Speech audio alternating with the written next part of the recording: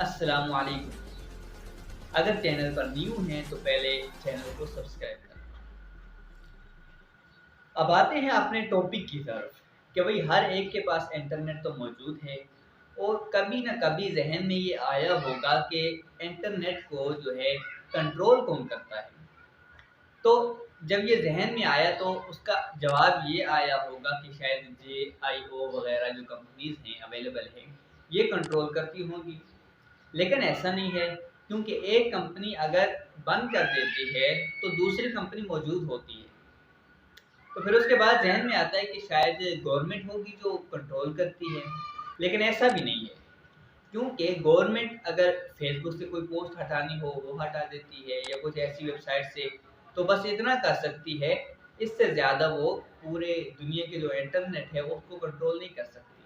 उसके बाद हमारे जहन में आता है कि शायद गूगल, फेसबुक, यूट्यूब वगैरह है जो कंट्रोल करता है, लेकिन ऐसा भी नहीं है। क्योंकि अगर हम कोई वेबसाइट बनाते हैं तो ये कंपनी जो है गूगल, यूट्यूब, फेसबुक, ये उसमें कोई इंटरफेयर नहीं कर सकती। अपनी मर्जी से हम वेबसाइट बना लेंगे, उसमें जो भेजें, इस ये जो कंपनीज हैं ये उसमें कोई इंटरफेयर नहीं कर सकती। वो एक अलग से हमारी कंपनी होगी। तो फिर भाई उसका बड़ा कौन है, इंटरनेट का बड़ा है कौन जो इस सारे इंटरनेट को कंट्रोल कर रहा है। जब हम वेबसाइट बनाने लगते हैं तो वो कौन सी कंपनी है जो हमें जगह प्रोवाइड करती है वेबसाइट बनाने की। तो इसके बारे में जब हम जानना चाहते हैं तो हमें जवाब मिलता है www.youtube.com। ये एक URL है और इसको कहते हैं डोमेन। इसमें जो .com है आगे उसको कहते हैं टॉप लेवल डोमेन। अब हमें कोई भी वेबसाइट बनानी होती है तो उसके लिए हमें डोमेन खरीदना पड़ता है। अब जैसे GoDaddy है, ये एक डोमेन बेचने वाली जो है कंपनी है। अब हमें कोई भी डोमेन लेना होता है जैसे .net वगैरह, तो हमें इस कंपनी से खरीदना पड़ता है। उसके बाद ये सवाल पैदा होता है कि आखिर इस कंपनी को हक किसने दिया डोमेन बेचने का। वो डैडी कंपनी कौन होती है डोमेन को बेचने वाली। कोई तो होगा जिसने इसको इजाज़त दी होगी। तो हाँ भाई, गो डैडी से जो बड़ा है वो है IK। हाँ भाई, इसके पास टॉप लेवल की अथॉरिटीज़ हैं। ये एक नॉन प्रॉफिट कंपनी है। यही वो टॉप लेवल कंपनी है जो ये तय करती है कि कौन सी कंपनीज हैं जो डोमेन्स को बेच सकती हैं, और उसके बाद कौन कौन से डोमेन नेम जो हैं वो डेवलप किए जा सकते हैं। जैसे .co हो सकता है, .net हो सकता है, .com वगैरह हो सकते हैं। आप आईकैन वेबसाइट पे जाके देख सकते हो कि अलग अलग नेम की जो डोमेन है टॉप लेवल, वो कौन सा डोमेन किस कंपनी ने खरीद रखा है। तो भाई अब आई कैन जो है वो इंटरनेट जो है इसका बॉस हुआ इस तरह, लेकिन ऐसा नहीं कहा जा सकता। क्योंकि ये जो इंटरनेट है ये एक डिसेंट्रलाइज नेटवर्क है। इसके नीचे एक सर्वर होता है, यानी कि ये खुद जो है इंटरनेट, हर एक डिवाइस में अलग अलग सर्वर होते हैं। वो सर्वर डेवलप करते हैं इंटरनेट को, और ये हर सर्वर जो है वो दूसरी वायर से कनेक्ट है। इसी तरह पूरी दुनिया में अंडर वाटर का जाल बिछा हुआ है वायर्स का, जिसके साथ पूरी दुनिया का इंटरनेट जो है वो कनेक्ट किया हुआ है, जो दुनिया के सारे इंटरनेट को एक दूसरे से कनेक्ट करती है। लेकिन अब ये जहन में आता है कि मेरा मोबाइल तो किसी वायर से कनेक्ट नहीं है। तो भाई हमारे मोबाइल से या कंप्यूटर जो हैं ये टावर से कनेक्ट हैं। अब हम किसी भी मोबाइल टावर के करीब जाते हैं तो सिग्नल ज़्यादा आते हैं, जब उसकी रेंज से बाहर चले जाते हैं तो हमारे सिग्नल चले जाते हैं। और वो जो टावर होता है वो वायर से कनेक्ट होता है, जो पूरी दुनिया में जाल बिछा हुआ है वायर्स का, उनके साथ जो है ये टावर कनेक्ट होता है। अब हम कह सकते हैं कि जिसने अंडर वाटर ये जो वायर्स हैं ये बिछाई हैं, जिसने ये जाल बिछाया है, वो है इंटरनेट का बॉस। इनके पास भी काफ़ी पावर्स हैं।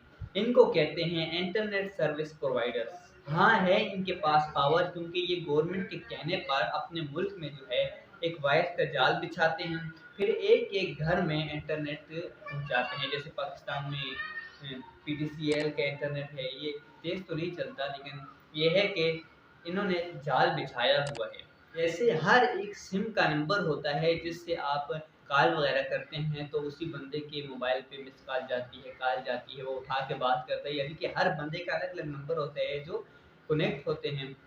इसी तरह मोबाइल का भी एक नंबर होता है जिसे कहते हैं आईपी एड्रेस। ये हर डिवाइस का अलग-अलग होता है, हर कंप्यूटर का बल्कि हर वेबसाइट का भी एक आईपी एड्रेस होता है। अब हमें कोई जब इंटरनेट पे कोई चीज़ मंगवानी होती है, कोई वेबसाइट मंगवानी होती है, तो हम उसका आईपी एड्रेस लिखते हैं, जो कि दूसरे सर्वर से सर्च करके हम तक पहुंचा दी जाती है। अब आप कहेंगे हम तो इंटरनेट पर डोमेन नेम लिखते हैं, आईपी एड्रेस जो है ये तो नहीं लिखते। तो बिल्कुल हाँ, हम जो है इंटरनेट पे जाकर डोमेन नेम लिखते हैं, जैसे .com, .net वगैरह ये लिखते हैं, बल्कि आईपी एड्रेस तो उसका नहीं लिखते। तो जो डोमेन नेम है हम तो वही लिखते हैं, लेकिन आईपी एड्रेस की जो लैंग्वेज है वो इंसान को समझ नहीं आती, बल्कि वो लेटर्स और डिजिट्स में होती है। तो जब हम डोमेन नेम लिखते हैं तो उसमें एक सिस्टम लगा होता है जो उसको कन्वर्ट कर देता है डोमेन नेम को आईपी एड्रेस में, जिसको कहते हैं डीएनएस। अब किसी गवर्नमेंट को किसी की वेबसाइट ब्लॉक करनी होती है तो वो क्या करते हैं, जो डोमेन नेम होता है उसका जो आईपी एड्रेस होता है उस आईपी एड्रेस को ब्लॉक कर देते हैं। अब जब लोग सर्च करते हैं उस डोमेन नेम से उस वेबसाइट को, तो वो तो उसका जो आईपी एड्रेस है उससे कनेक्ट नहीं हो पाता, तो वो वेबसाइट जो है वो ब्लॉक इस तरह की जाती है। जैसे गूगल का डीएनएस होता है 8.8.8.8। आप अपनी जो है मोबाइल की सेटिंग्स में जाके डीएनएस को चेंज कर दो, 8.8.8.8 की जगह कोई और यूज़ करने लग जाओ, तो जो ब्लॉग वेबसाइट्स होंगी वो खुल जाएंगी। तो हम अपने मेन पॉइंट की तरफ आते हैं कि इंटरनेट है किसका और इसको कंट्रोल कौन करता है। तो इसका एक ही जवाब है कि ये किसी का भी नहीं है और हम सब का भी है। जो बड़ी-बड़ी कंपनीज़ हैं उन्होंने सर्वर्स बनाए हुए हैं। अब आप जब वेबसाइट्स डेवलप करते हो, बनाते हो, तो उसको स्टोर करने के लिए आपकी जो डिवाइस होती है उसमें तो इतनी स्टोरेज नहीं होती। तो आप क्या करते हो, उस सर्वर को खरीदते हो, बड़ी-बड़ी कंपनीज़ जो होती हैं। फिर आप अपनी जितनी भी स्टोरेज जो भी उसमें यूज़ होता है, आप हालाँकि आपकी डिवाइस में तो वो नहीं होता, बस आपको क्या करना होता है, वो कंपनी जो है एक लॉगिन के लिए आईडी दे देती है और उसका पासवर्ड। अब वो जितना भी डेटा होता है वो उस कंपनी के पास सेव होता है।